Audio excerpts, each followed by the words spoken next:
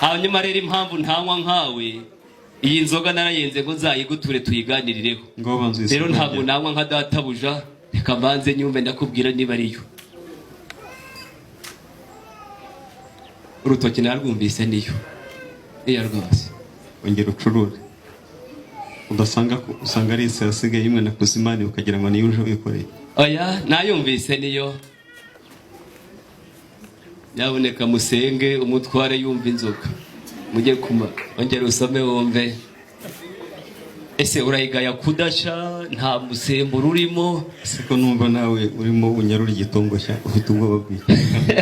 oya gusoma ni gatatu ongera bwa gatatu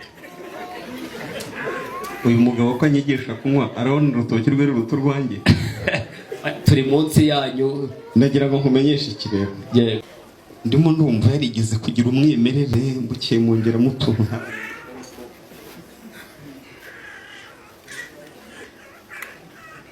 wanakanzuranyije ntiwareka ngo gashye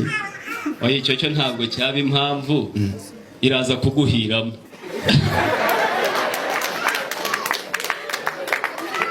babantu bo kabone fasi n'ibitangaza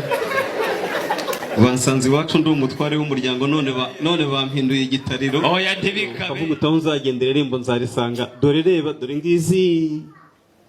izi ni izeze ku isando mwashinze mutinda kuzira nabyo ndagukunda inshuti yanjye none umukobwa wanjye yarasabwe impamvu ngukunda urayizi none se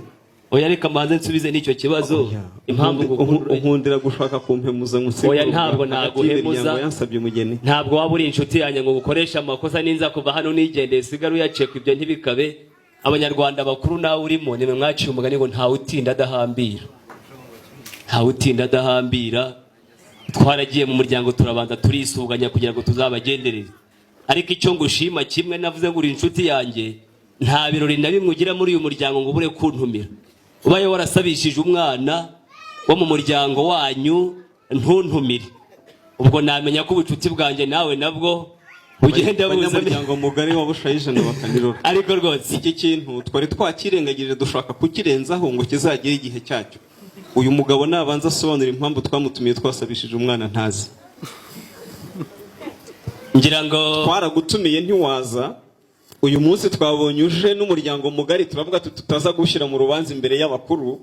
wenda bakaba baragutumye ukinyurira hano nzi ko tuzaruburana mu ibanga hanyuma icyo ngicyo nge nawe turabagabo none se Jean Marie ko nasabishije umukobwa nkagutumira ntuze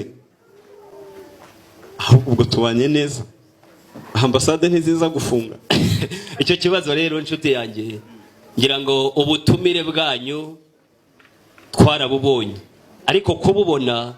tuza kububona impitagihe intumwa watumye umenya yarageze nzira igateba